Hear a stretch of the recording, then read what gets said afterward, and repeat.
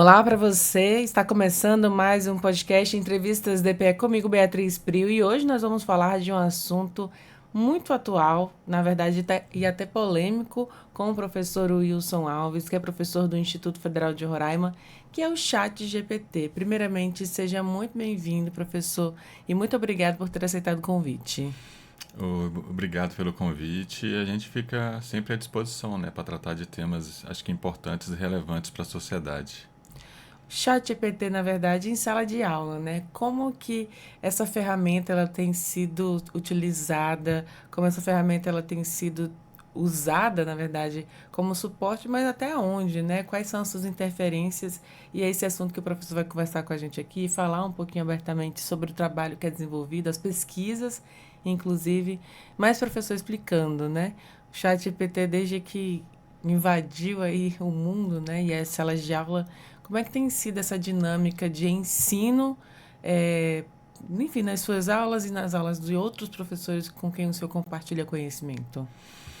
Então, a gente percebe que nesses quase 3 anos, né, que praticamente a inteligência artificial se tornou algo bem popular, né? Agora, dia 30 de novembro, completa 3 anos que o ChatGPT foi lançado e de forma aberta, né, para quem quisesse realmente utilizar. É, E aí, nesses 3 anos, teve todo esse boom, né? É, Foi uma das primeiras tecnologias em 5 dias conseguir alcançar 1 milhão de usuários, né? Antes disso, tinha o Instagram que em 75 dias tinha conseguido ter 1 milhão de usuários. E aí ele veio e fez toda essa diferença, né? Realmente demonstrando como as pessoas estavam interessadas e como isso se tornou muito popular mesmo, né?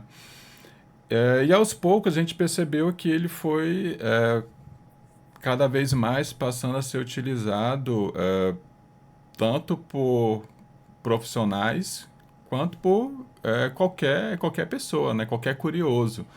E claro, não demorou muito tempo para chegar em sala de aula. Né? Então, acho que os estudantes passaram a utilizar a inteligência artificial primeiro que os professores até. Né? É, e aí foi quando você começou a perceber algumas problemáticas relacionadas a isso. Quando a gente fala de usar a inteligência artificial como profissional, né, por exemplo, como docente, a gente percebe um grande ganho de tempo, né, e de produtividade mesmo. O chat GPT ele pode ajudar o professor, por exemplo, a elaborar plano de ensino, plano de aula, a desenvolver atividades, a desenvolver avaliações, né? A desenvolver dinâmicas. Você pode planejar uma aula utilizando metodologias ativas, né? Então tudo realmente depende do que você quer, de que tipo de suporte que você quer ter da inteligência artificial, né? E claro, você saber colocar isso lá no comando, né? Que a gente chama de prompt, que é onde você vai descrever detalhadamente o que você precisa que a IA te ajude. Então a gente tem visto que, na medida que os docentes avançam no sentido de conhecer mais sobre inteligência artificial, isso acaba se tornando até algo obrigatório, porque muitas vezes você não quer que o estudante utilize, dependendo da atividade, você obviamente não quer que ele utilize em sala de aula essa tecnologia. Mas é isso que acaba ocorrendo. Né? Você passa uma atividade e quando você percebe, o aluno está lá com o celular utilizando algum tipo de IA, sendo que aquela atividade era para ser feita sem consulta, por exemplo. Então, isso acaba fazendo com que nós, docentes, tenhamos uma vigilância maior, né, com relação ao uso dessas tecnologias fora dos momentos que são indicados. Eu tenho utilizado bastante nas aulas que eu ministro, como você comentou, sou professor do Instituto Federal de Roraima, e lá eu trabalho principalmente com os componentes de empreendedorismo e inovação, criatividade. E aí eu instigo os alunos, em certos momentos, realmente a utilizarem algumas ferramentas. Né? Então, eu repasso as informações, que ferramentas utilizar, como utilizar, para a gente ter um resultado mais interessante, né? E até bem mais rápido. E aí os alunos, aí eu disponibilizo, obviamente, os equipamentos, né? Tem notebooks, é, e aí repasso todas as informações, né? Com isso a gente consegue desenvolver atividades de modelagem de negócios, por exemplo, né? Que é você utilizar ferramentas para pegar uma ideia de negócio e transformar em um modelo de negócio, né? Que basicamente é estruturar aquela ideia para que ela possa se tornar um negócio ou um possível negócio. E aí essa IA ela ajuda bastante, né, no desenvolvimento dessas atividades. E é claro que também eu utilizo para outros fins, né, como eu já comentei anteriormente, né, planejamentos, plano de aula, plano de ensino. Eh, então, com relação à produtividade, ela ajuda bastante, né? Agora, sim, não é todo professor que tem esse interesse em buscar essas informações, né? A gente percebe que alguns docentes estão indo muito nesse caminho por conta de tentar, de alguma forma, fazer com que o aluno não utilize, né, a ferramenta. Uma resistência mesmo. Isso. É mais no sentido de ele quer que o aluno faça conforme as orientações que ele está dando, né? Conforme as aulas que foram ministradas, mas sem consultar a inteligência artificial, né? Principalmente com relação a atividades, né? Atividades para casa, trabalhos que precisam ser entregues em outro dia. Então tem muito professor que coloca esse tipo de barreira, né? E assim, eu não sou contra e nem a favor. Para mim depende muito, né? Depende de qual é a disciplina, né? De Isso. qual é a profissão que está sendo formada ali. Eu fico imaginando para certas profissões é preciso que o aluno treine mesmo o seu próprio cérebro, né? Uma medicina, né? Não tem como fazer uma cirurgia pelo chat GPT. Então, eu acredito que tem muito isso também. Mas uma atividade como negócios, administrativo, um empreendedorismo, como você está falando, é super válido de fato, né? Até porque o mundo é muito acelerado. Inclusive, queria que o senhor falasse um pouquinho sobre isso. O mundo ele exige hoje uma rapidez, principalmente depois da entrada do chat GPT, uma agilidade, porque enquanto um profissional está ali, né, pensando, digamos que com o seu próprio conhecimento, produzindo conhecimento, produzindo conteúdo da própria mente, ele leva um pouco de mais tempo naturalmente, porque é um esforço humano. Mas quando ele utiliza as ferramentas, esse processo se acelera. Então, na disputa, por exemplo, numa vaga de emprego, eh, ou no teste, digamos, que até com que se possa utilizar, né, outras ferramentas como a inteligência artificial, entre um profissional que vai demorar um pouquinho mais para entregar um resultado e o profissional que sabe utilizar desse suporte para entregar mais rápido, quem sai na frente é quem entrega mais rápido e com qualidade, obviamente, né? E é isso que o senhor ensina, então, mais ou menos na sua sala de aula? A gente tenta repassar que, dependendo da situação, você pode realmente sim usar a ferramenta, né? E assim, não tem como a gente generalizar, né? Sim. O mercado hoje, o mundo do trabalho é bem complexo com relação a empregar, com relação à empregabilidade, com relação a perfil. Tem empresas que querem realmente que o profissional faça dessa forma que você comentou, né? Utilize todo o conhecimento que ele teve na academia para poder desenvolver aquela atividade sem a utilização de alguns recursos como a IA. E já tem outras empresas, por exemplo, que estão até, inclusive, Priorizando, né? solicitando ou selecionando pessoas que já têm algum conhecimento em inteligência artificial, que sabem utilizar de alguma forma algumas plataformas. Então, hoje o mundo ele está muito assim, não existe uma lei, uma regra, uma norma, né, com relação a quem empregar ou como empregar. Varia muito de empresa para empresa. Algumas querem pessoas que saibam utilizar IA, outras realmente não querem, né? Tem mais resistência com relação a isso. Aí, claro, acho que cabe a nós, professores, principalmente do Instituto Federal, que trabalham com cursos técnicos, cursos superiores, levar esse conhecimento, né, para o estudante, mostrar como utilizar de maneira ética, crítica, reflexiva, porque a ideia é essa, é você ensinar, mas mostrando para o estudante que vai ter os momentos certos para utilizar, vai ter os locais certos, né? E acho que o detalhe maior é mostrar que nem sempre você vai poder usar IA realmente, né? Por exemplo, se você vai violar a propriedade intelectual, né, é interessante repensar isso, né? Se você, por exemplo, vai escrever um artigo e vai se apropriar das palavras de outros autores, né, isso é totalmente antiético, né? E fora que se a academia, se for uma avaliação, se o professor perceber que você realmente está se apropriando de palavras de outros autores, como realmente fossem seus, isso vai te trazer prejuízo também, né? Porque com certeza o professor não vai te avaliar muito bem e você pode até vir a ser reprovado. Inclusive, era esse o próximo ponto que eu queria que a gente conversasse um pouquinho sobre esses limites, né? A gente fala sobre os benefícios aqui que você falou que dá esse suporte, é, ajuda ali na construção de um plano de aula, mas aí agora você cita a ética, né? Quais são esses limites? O que de fato é ético dentro do uso da inteligência artificial dentro de sala de aula? Até que ponto, né? Isso é permitido de forma na legislação mesmo, né? Ali para entender qual é o papel desse profissional até do próprio aluno.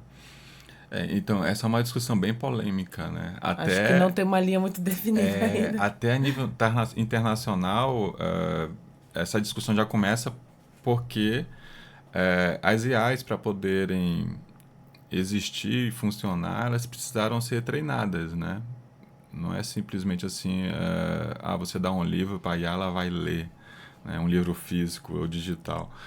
Não, as IAs são alimentadas com um grande volume de dados, né? Para ela poder pensar e te entregar uma resposta mais apropriada, ela precisou ser treinada com milhões, milhares de volumes de dados.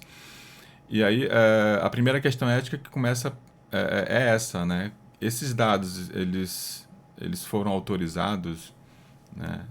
Se a IA foi treinada com determinado livro, esse livro ele foi adquirido de forma ética, né? A licença para utilizar esse livro.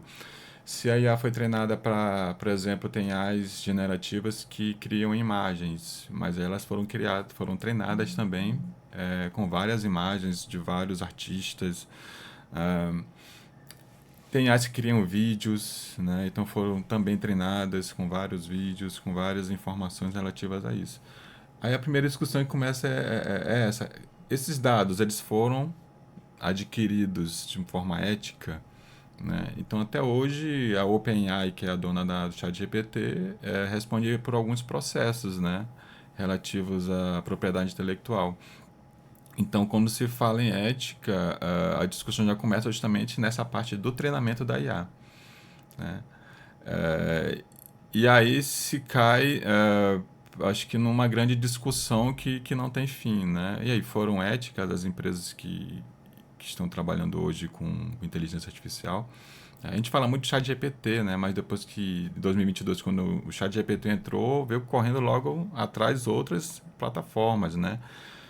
Veio o Bard com o Google, né? Que mudou depois para Gemini, veio a Microsoft com o Copilot, né? Veio a própria Meta, o grupo Meta, né? Que é dono do Instagram, do WhatsApp, Tem ferramenta e no do próprio WhatsApp, Facebook, né? com Llama, que trouxe agora no próprio dentro do próprio WhatsApp integrado. E essa discussão é imensa, né? Porque tem grandes big techs aí com as suas próprias IAs e fica essa discussão aí, foram treinadas de forma ética, né? Realmente essas empresas elas foram responsáveis nesses treinamentos. E a gente começa lá de cima e isso vai recaindo para os usuários, né? Também. E aí, será que você pode usar a IA para tudo que você quiser? Né? Aí eu citei ainda agora textos acadêmicos, né? Que eu acho que é o principal gargalo hoje de quem trabalha com a docência, né? Principalmente a partir do ensino superior. A gente, para poder falar o que é ético e o que não é, primeiro a gente precisa partir de um pressuposto que existe algo escrito, né? Ou alguma norma, alguma algum costume com relação a isso, né? E a IA é muito novo, eu acho que é um assunto muito novo, né? A gente, como eu falei, começou a ser popular em 2022. É óbvio que ela já vem surgindo aí desde a década de 40. O nome IA foi cunhado, né? Surgiu mesmo esse nome inteligência artificial em 1956, né? E a partir daí ela surgiu como um campo de estudo. Então, desde 56 que ela passou a ser mais utilizada, desenvolvida, pesquisada, estudada. Até chegar ao que a gente conhece hoje, né? Exatamente. Então foi um caminho assim bem grande, bem árduo, né? E aí quando a gente fala hoje em usar de forma ética ou não, é bem complexo até de se falar se é ético ou não. E aí você vai, tá, volta lá para a academia, para os textos acadêmicos, né? A gente sabe que o aluno, quando vai escrever um texto, né, por exemplo, um TCC, né, que pode ser um artigo científico, por exemplo, ele tem que seguir as normas da BNT. Né? Então, ele não pode colocar lá informações, por exemplo, que não seja dele. Né? Se ele está utilizando um trecho de algum autor, ele tem que colocar a citação de acordo com o que o autor falou, uma citação indireta, uma citação direta. Então ele não pode se apropriar disso, se apropriar do que uma outra pessoa falou. E aí todos esses detalhes a gente leva em consideração também, né? É óbvio. E aí ele tem que também falar com as próprias palavras dele o que ele compreendeu daquele assunto que ele está desenvolvendo, né? O que isso tem a ver realmente com a tua área de pesquisa? O que isso está trazendo de novos conhecimentos? Se você simplesmente abre lá o chat GPT e pede para ele fazer um trabalho sobre o surgimento do empreendedorismo no Brasil e fala que ele tem que escrever um artigo de, sei lá, 50 parágrafos, colocando citações de autores renomados, e utilizando uma linguagem acadêmica, e você dá o enter, ele vai produzir esse artigo da forma que você detalhou.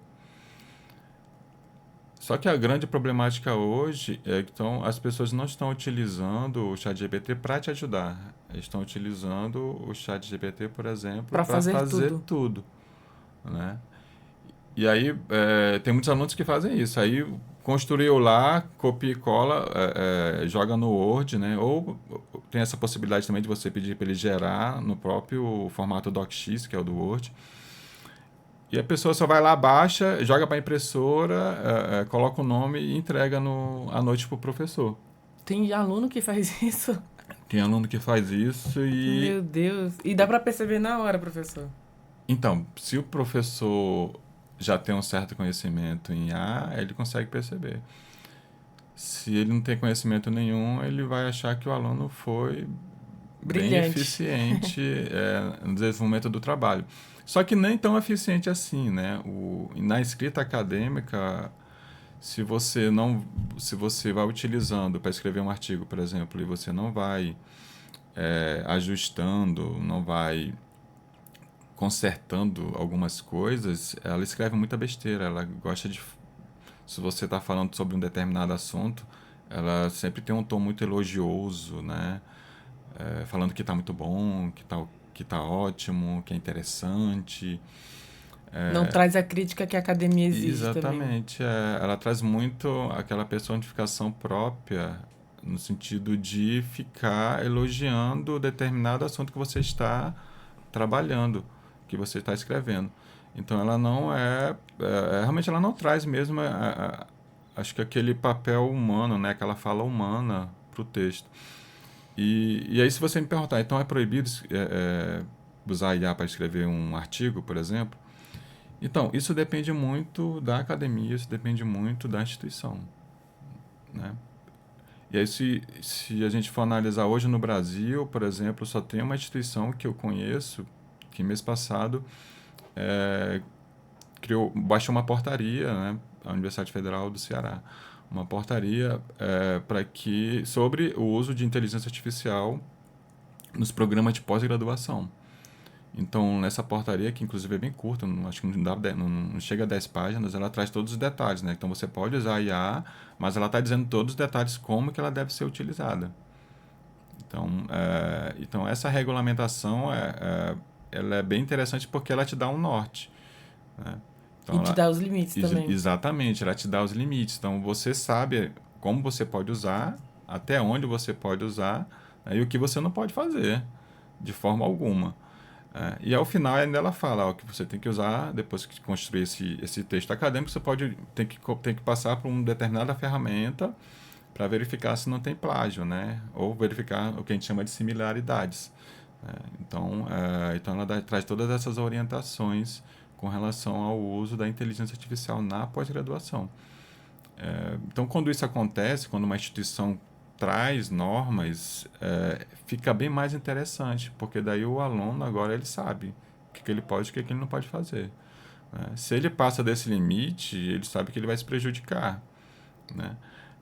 E aí, acho E que eu- vai além da questão ética agora, porque agora envolve uma questão também legal. Se você não utiliza a IA conforme está escrito na portaria, você está cometendo ilegalidade.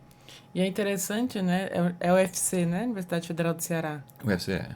Interessante porque eu vejo, inclusive, que a UFC sempre sai na frente em muitos assuntos, né? É uma universidade que sempre está despontando aí inovações e tudo mais. Eu acho que é muito de gestão para gestão também das universidades federais do país, mas nesse sentido, né, de estabelecer esses limites, como é que diferencia, aliás, diferencia não, mas como é que se soma isso à prática acadêmica, visto que, né, em um curso de pós-graduação, normalmente estão se formando profissionais que vão dar aula, né? Professores ali que estão fazendo um mestrado, um doutorado.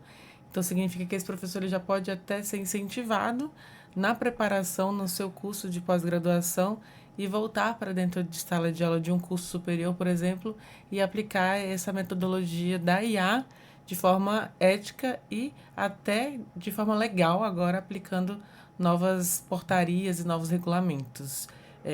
Como é que isso pode ser positivo realmente para o futuro da academia, da universidade, dos institutos federais, de outras instituições de ensino superior?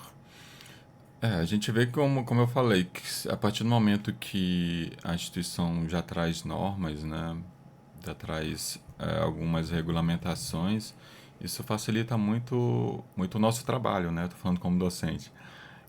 Porque daí você já pode chegar para o aluno e falar, ó, já tem uma legislação, isso aqui você pode, isso aqui não pode. E aí vamos ter que seguir essa legislação, caso contrário, infelizmente, né, alguém vai ser prejudicado. E aí quando a gente percebe que já está indo por esse caminho, acho que facilita mais, né, o trabalho do docente. E assim, vendo do ponto de vista do aluno, também é bem interessante, né? Porque não falando apenas da formação na pós-graduação de um docente, mas de qualquer profissional. Porque daí você vai aprender a utilizar a ferramenta e aplicar, inclusive, na sua área de atuação, né? Então, se você é professor e vai poder usar a IA para fazer seus trabalhos acadêmicos na pós-graduação, né, isso já vai te dar um embasamento depois para poder, inclusive, trabalhar dessa forma com os seus alunos.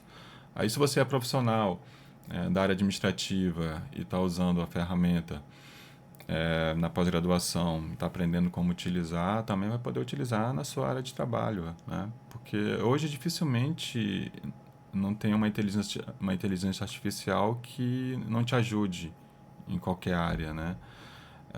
É óbvio que nas áreas administrativas é mais fácil essa utilização.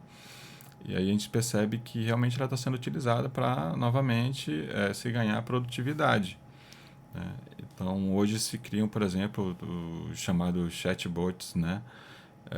Para atendimento, né? Muitas vezes você está falando com alguém de uma determinada loja, determinado comércio no WhatsApp, e aí você nem percebe que, na verdade, é um robô. É um boot ali que automaticamente responde a alguns questionamentos. Isso foi treinado com vários dados sobre a empresa e está te repassando as informações. Então, você só vai realmente falar com um ser humano, com uma pessoa, se for necessário, se realmente não tiver outro caminho. Mas hoje, esses robôs ele conseguem te atender do começo até o fim, até você efetivar a compra e às vezes até depois no pós-venda. Que legal. Professor, e em relação ainda ao IFE, né? Não só o IFE, mas de forma geral mesmo, é, os professores da educação mesmo, seja no ensino básico, né? Na rede municipal, estadual, ou mesmo nas universidades e institutos federais, se acredita que é uma pergunta polêmica, né, para um futuro aí, mas é possível substituir, aliás, a inteligência artificial substituir o humano ou mesmo a função de um professor para dentro de uma sala de aula? É bem polêmica mesmo. Um futuro. Hoje se fala muito nessa discussão da inteligência artificial, né? Os robôs, por meio da inteligência artificial, de substituir alguns profissionais. E isso realmente já está acontecendo, né? Acho que a regra principal é, se você faz uma atividade que ela é repetitiva, né? Você só tem que repetir ela todo dia. Aí vamos pegar como exemplo aqui as linhas de produção de automóveis, né? É tudo muito repetitivo, né? Entra ali um chassi e depois vem toda a parte da lataria do veículo. Então tudo basicamente vai passando uma esteira com o chassi e tudo vai sendo montado. Então tudo isso é repetitivo. E E é o que está sendo muito autom utilizado automatizado, né? isso que é automatizado, né? Porque se é repetitivo, um robô pode fazer, ele só vai ficar repetindo aquilo, ele é programado para aquilo. A inteligência artificial entra junto nessa automatização para poder prever alguns problemas que possam ocorrer ou para resolver alguns problemas que possam ocorrer na linha de produção, por exemplo. E aí tudo que é repetitivo, então, pode ser feito pelo robô. Esse próprio atendimento que eu comentei agora há pouco no Os boots, WhatsApp, né? né? Isso, dos robôs de WhatsApp, no Instagram e tudo mais, eles estão desenvolvendo uma atividade repetitiva, né? Você precisava de alguém todo dia fazendo aquele atendimento. E agora você pode colocar esse bot aí fazendo isso. Hoje tem empresas que vendem, inclusive com esse nome, secretária digital, né, que ela não apenas atende, né, ao público, mas por meio de comando de voz consegue resolver ou desenvolver alguma atividade. É como se fosse a Alexa, né? A Alexa, você pede para ela tocar determinada música, pede para ela te falar como é que vai ser o tempo, a previsão do tempo, né? E ela consegue fazer isso. E daí você consegue fazer a mesma coisa hoje com essa secretária virtual, essa secretária digital que tem algumas empresas vendendo. Então, quando você começa a analisar hoje que atividades são repetitivas, que já estão sendo substituídas por robôs, né? Tem várias, né? Uma infinidade. Aí eu acho que a primeira discussão que começa e como é que vai ficar o mercado, o mundo do trabalho, né? Se pessoas estão deixando de trabalhar porque estão sendo substituídas por robôs, como é que vai ficar o desemprego no futuro? Né? Então essa discussão ela é bem grande, né? Feita mundialmente por economistas, por futuristas, por várias pessoas que já estão preocupadas, sociólogos que já estão preocupados com essa situação. É, e aí, o que se fala bastante é que não, as pessoas vão aprender a utilizar a IA, né? Então vão ser criadas também novas profissões, como realmente estão sendo, já está ocorrendo, né? Hoje, por exemplo, tem um tal de engenheiro de prompt, né? É aquele cara que ele consegue desenvolver comandos mais eficientes para que a IA possa te entregar resultados melhores. Quando se fala da IA substituindo o professor, Ainda não se sabe se é um discurso de algumas big techs, né? Não tem como substituir, né? O professor sempre vai ter que estar mediando é, as discussões, o professor sempre vai ter que estar sendo aquela pessoa que tira as dúvidas, que traz as informações para o aluno, né? Que, enfim, auxilia. Não se tem um consenso, né, se o professor vai ser substituído ou não, né? E é um tema bem complexo ainda de se discutir, porque envolve várias questões legais, inclusive, né? Desse papel é, do docente de estar à frente, ajudando, colaborando, mediando, né? São Trazendo muitas essas funções, né? informações. São muitas funções. É, mas aí, claro que a gente sempre tem a vertente das pessoas que, de alguma forma, apoiam, né? No sentido de, não, a gente consegue se treinar uma IA para desenvolver todo o papel do professor, né? Então, tem essa vertente, sim, hoje na sociedade, né? Principalmente do ponto de vista mesmo capitalista, né? A gente sabe que a gente vive num mundo capitalista, neoliberal, e quanto mais você conseguir economizar na sua empresa, maior é o lucro. Professor, eu acredito realmente que talvez se for acontecer isso de fato algum dia ainda demore bastante ainda, porque é, essa lida, né, de trazer reflexão, de questionar a própria inteligência artificial, esse conhecimento de discernir tudo, realmente eu acho que é muito humano mesmo. Mas, enfim, não sei o futuro, né? A gente não imaginava isso hoje tá acontecendo. Exatamente. E se você for por. Assim, eu tenho pesquisado, tenho buscado informações, né? Eu não comentei, mas estou cursando mestrado em educação. E é justamente nessa área, tem a ver com inteligência artificial, tem a ver com docência. Então eu preciso estar buscando sempre. E quando você para ler artigos, livros, não se tem ainda, nem na academia, nem no Brasil, nem no mundo, não se tem um consenso sobre como vai ser esse futuro ainda, né? É algo realmente que está sendo escrito.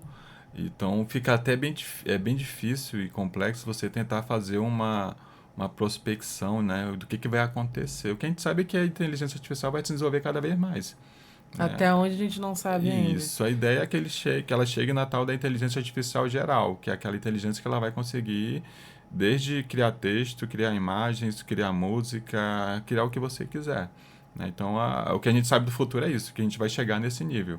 Agora, quais profissionais realmente serão impactados com todo esse desenvolvimento, praticamente ainda é uma incógnita. E quando e como também, né? Exatamente. Professor, mas assim, agora, no presente, o senhor acredita que essa utilização, inclusive de forma muito acentuada, uma- de uma forma muito intensa realmente pelos estudantes, ela também interfere na reflexão, ela interfere na autonomia do aluno fazer suas próprias reflexões e obter respostas de maneira própria, sem ter que buscar esses recursos.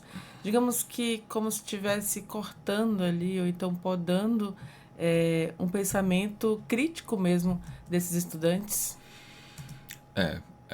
Se a IA for usada de uma maneira banal, basicamente é isso que ela vai fazer. No primeiro semestre desse ano teve um estudo, inclusive do MIT, né? Eles colocaram três grupos de pessoas, né? E colocaram aqueles equipamentos, né? Aqueles eletroencefalograma, né? Então, Coloca na cabeça, isso, assim, para tava, atrair os transmissores e tudo isso. mais. Então eles passaram a monitorar os três grupos. O primeiro grupo devia escrever um texto usando e poderia usar o chat GPT. O segundo grupo tinha que escrever um texto e podia usar o Google. E o terceiro grupo não podia usar nenhum tipo de recurso, né? Só a cabeça. E aí perceberam que com relação à atividade cerebral, né, no grupo que utilizou o chat GPT, houve pouquíssima atividade cerebral, né? E no grupo que escreveu sem utilizar recurso nenhum, teve altíssima atividade cerebral, né? Então, a primeira coisa que perceberam foi isso, né? Quando você não usa o ChatGPT, você é obrigado a pensar mais, a raciocinar mais, a realmente parar e Pensar, pensar. não tem outra resposta, né? Pensar. É, e aí, depois, não só isso foi observado, depois eles perceberam também que não só nessa parte interna relacionada ao cérebro, mas também com relação à parte comportamental. Eles foram analisar depois, pediram para quem fez no chat GPT e para quem fez sem o chat GPT escrever novamente o que você lembrava do texto que você tinha escrito, né? Então, tipo, eles pegaram, a pessoa escreveu um texto, eles recolheram aquele texto e pediram para ela escrever ali alguns pontos que ela lembrava que tinha escrito no texto anterior. Quem escreveu sem utilizar recurso nenhum lembrou de muita informação, né? Até porque ela teve que pensar, e para você pensar, você teve que acessar várias lembranças, né, no seu cérebro. Então você acabou lembrando novamente o que você tinha escrito. Quando pediram para quem utilizou o chat GPT fazer a mesma coisa, eles não lembraram de quase nada. Então, realmente, eles não conseguiram acessar ali a parte cognitiva para aprender e depois reescrever, né, trecho do que ela tinha feito anteriormente. Ou seja, gravar realmente um conhecimento no cérebro, né, para poder imprimi-lo novamente depois. Exatamente. Mas aí também tem uma parte interessante que depois o que eles fizeram? Eles trocaram os grupos, eles inverteram. Quem não tinha usado o chat GPT, agora podia usar. E quem usou o chat GPT, agora não vai escrever o texto, mas sem usar recurso nenhum. Eles perceberam que quem tinha feito o texto sem recurso nenhum e depois foi usar o chat GPT, teve um grande desenvolvimento, né, com relação à parte criativa, com relação a deixar um texto ainda melhor, enfim, teve uma boa atividade cerebral, inclusive, também, né? Porque já tinha sido treinado antes a Ele já tinha. pensar com a própria cabeça. Exatamente, ele já estava mais crítico, então ele usou o chat GPT só para parar algumas arestas, para melhorar o texto, mas ele já sabia o que ele queria escrever, então para ele foi mais fácil. Então ele teve um resultado melhor depois quando foi usar o chat GPT. Já o contrário, não. A pessoa que quando tinha utilizado o chat GPT depois teve que ir para a folha de papel lá, escrever manualmente sem usar recurso nenhum, teve um desenvolvimento muito ruim, né? Ela não conseguiu desenvolver praticamente nada. Trazendo para a prática, para a realidade, eu imagino como se alguém estivesse usando uma muleta, que é o chat, e aí aquela muleta tivesse dado todo o suporte para ele, e aí quando tirou o chat dele, e entregou ali, agora faz sozinho, sem a muleta dele, não tinha esse suporte para pensar e nem para escrever alguma coisa. Isso, Eu acho que é uma analogia bacana para entender o quanto que a gente é dependente e quando tira esse recurso da gente, o quanto que a autonomia se vai também. isso. E assim, acho que faz a gente repensar, né? Eu peguei isso como professor, eu analisei assim, cara, então se eu tiver que pedir para eles fazerem uma atividade, é interessante eu pedir para eles escreverem algo antes, pensarem criticamente antes, né? Então levar eles a analisar aquela informação, é, pesquisar também, se quiserem, no Google, em livros sobre aquele determinado conteúdo que vai ser trabalhado, Fazer fazer leituras. leituras, então aprofundar bem antes, para depois usar a ferramenta. Já que a gente percebeu que nesse experimento o resultado foi muito melhor a partir do momento que eles buscaram conhecimento, né? Tentaram se lembrar de conteúdos relacionados àquele texto que eles tinham, aquele tema do texto que eles tinham que desenvolver. E depois, o resultado foi muito melhor. Depois, quando eles passaram a usar a IA, já elaborado todo aquele texto, né, pensado, analisado, batido cabeça. Então, o resultado foi muito melhor. E aí eu acho que esse experimento ele traz essa, essa forma de como é interessante você usar hoje a IA dentro de sala de aula, né? Acho que faz a gente pensar, né, como a gente vai realmente colocar essas ferramentas em práticas com os nossos alunos, em prática com nossos alunos. O que pode ser benéfico, o que pode ser maléfico, né? Qual seria a forma mais interessante de usar essas ferramentas. Então, acho que para mim esse experimento ele traz, ele revela muita coisa, né? Não é de você proibir a IA em sala de aula, né? De você cortar, não pode de forma alguma, não. Acho que é você aprender como utilizar mesmo ela para trazer resultados melhores, né? Tanto para você como profissional, quanto para os seus alunos, né? Porque realmente ela pode ajudar. Então não tem como você querer proibir, né? Não tem como você Ignorar o querer... avanço da Isso, tecnologia. exatamente. A gente chegou até aqui porque vários avanços ocorreram. Antes, as escolas não tinham laboratório de informática, hoje quase todas as escolas possuem laboratório de informática, né? Porque a gente teve toda uma evolução tecnológica e hoje os alunos aprendem a usar o computador, aprendem a usar os programas. E aí agora chegou a IA, que vai ser mais uma ferramenta que também os alunos vão ter que aprender a utilizar, né? Mas primeiramente os docentes. E, primeiramente, adquirir conhecimento. Porque, Exato. inclusive, o professor estava verificando, né, recentemente, eu vi uma pessoa utilizando a inteligência e era uma pessoa que não tinha conhecimento na área que ela estava perguntando ali do chat.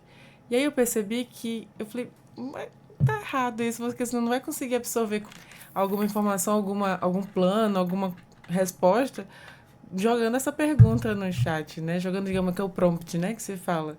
Então, assim, parte também do profissional, eu entendo, de saber como perguntar, que prompt fazer, porque eu não saberia, sou formada em jornalismo, né? Eu não saberia fazer um prompt para a área da engenharia. Como construir fazer um cálculo por meio da inteligência artificial, se eu não sei depois comprovar se aquilo está certo, se está errado, como é que faz o prompt, porque não é minha área. Acredito que vai muito disso também, de vocês conhecer a sua área, ter conhecimento para saber provar ali naquela inteligência que aquelas informações estão corretas, de orientar a própria inteligência a escrever alguma coisa, né? Então trazer alguma informação que seja relevante, mas que você possa sempre estar avaliando e analisando e corrigindo, porque você tem o conhecimento, não depende somente de uma IA para trazer informação para você. Eu acho que é muito por esse caminho mesmo.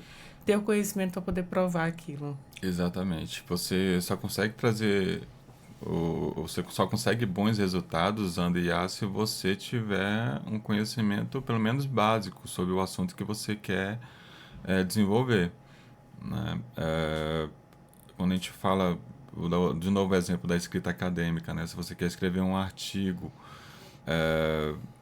usando IA, se você não conhecer aquele assunto que você quer desenvolver, ela começa a fazer, a escrever sobre um conteúdo que pode ser que saia totalmente do rumo da qual você esperava, né? Que seja um conteúdo, além de se apropriar de palavras de outros autores, seja um conteúdo que realmente também não exista, né?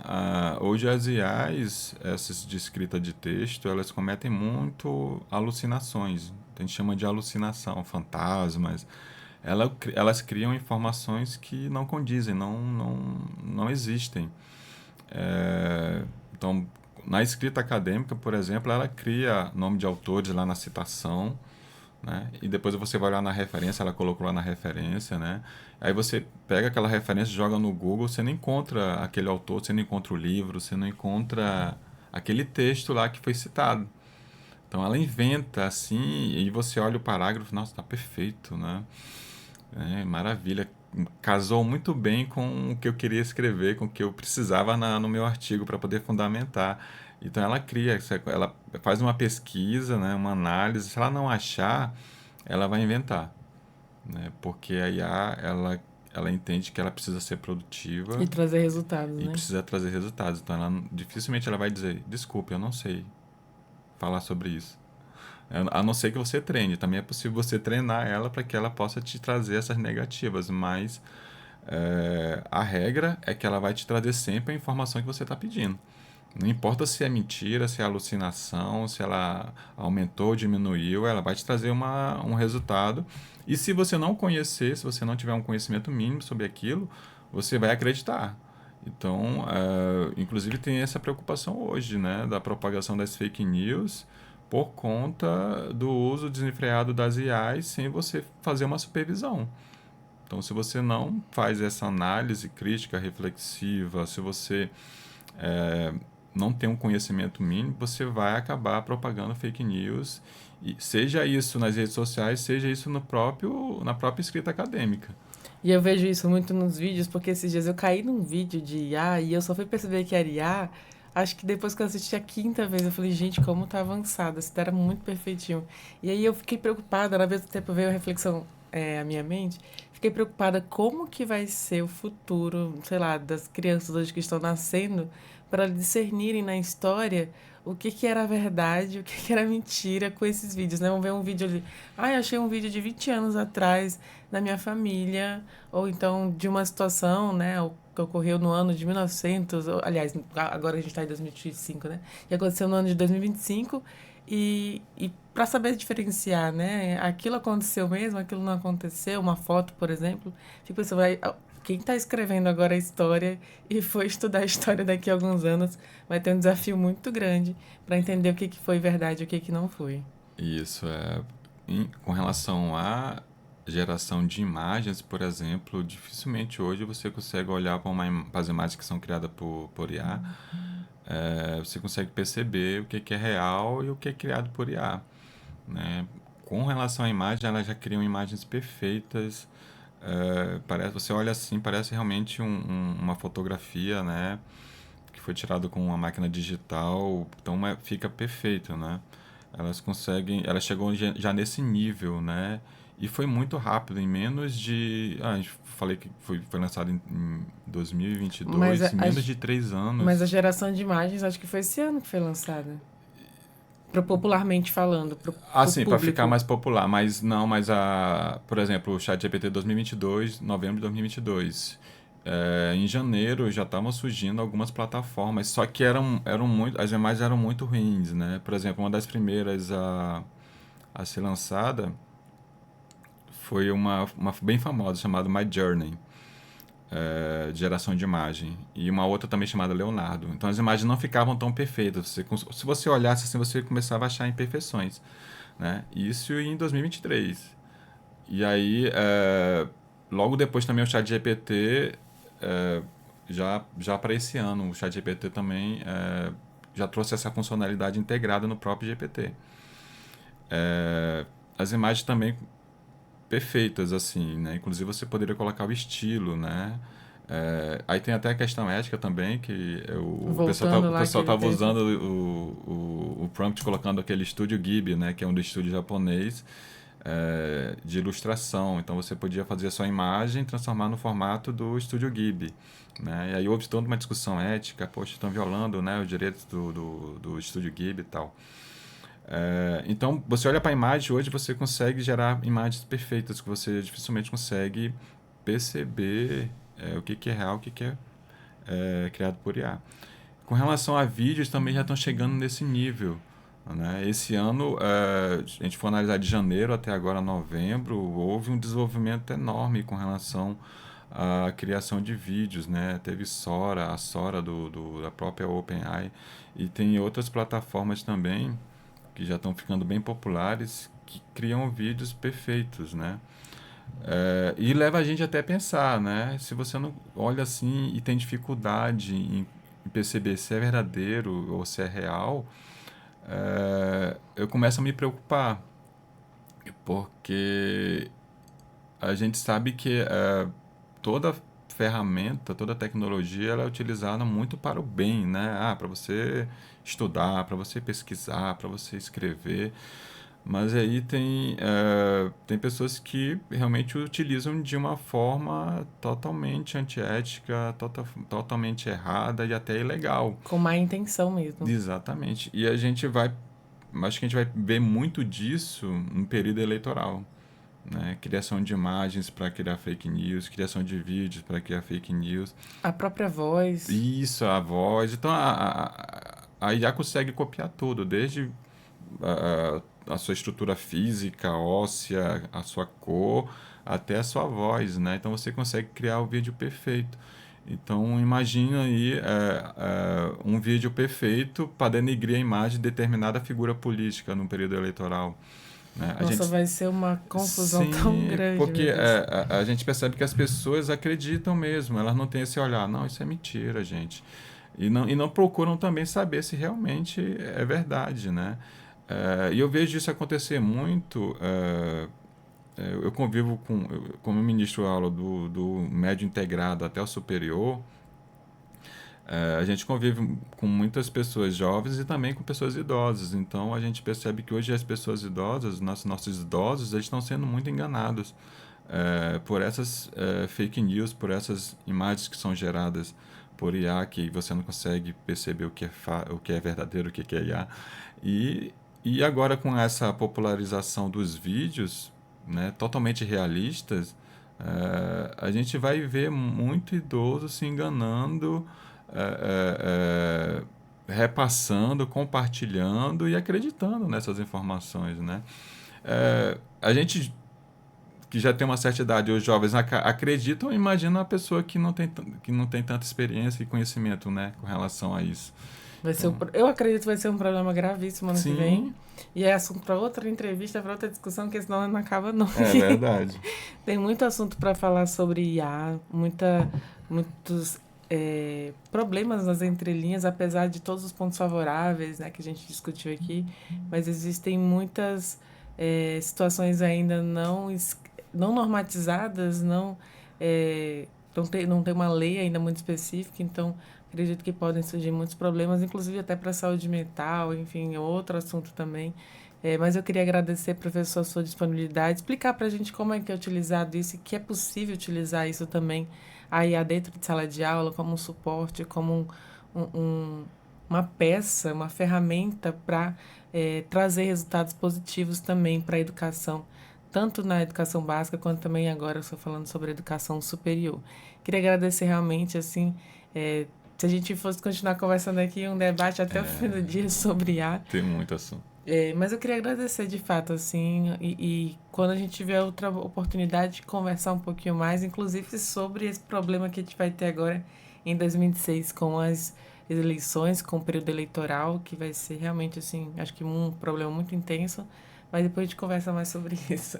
Obrigado, professor, e parabéns pelo seu trabalho também. Eu que agradeço o convite, fico à disposição, né?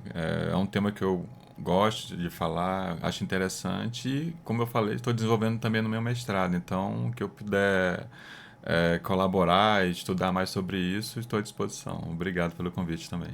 Mais uma vez, parabéns e bom trabalho, né, na sala de aula agora para o senhor. E Obrigado. assim a gente vai encerrando mais um podcast de Entrevistas DPE. Eu agradeço a tua companhia até aqui. Se você gostou de ouvir essa entrevista, dá para ouvir depois de novo. Está lá salva no YouTube, no Spotify, no Deezer, assim como outras entrevistas gravadas aqui também pela Defensoria Pública de Roraima. Qualquer dúvida, busca lá, @DefensoriaRR. Muito obrigada pela sua companhia e até o nosso próximo encontro. Tchau, tchau.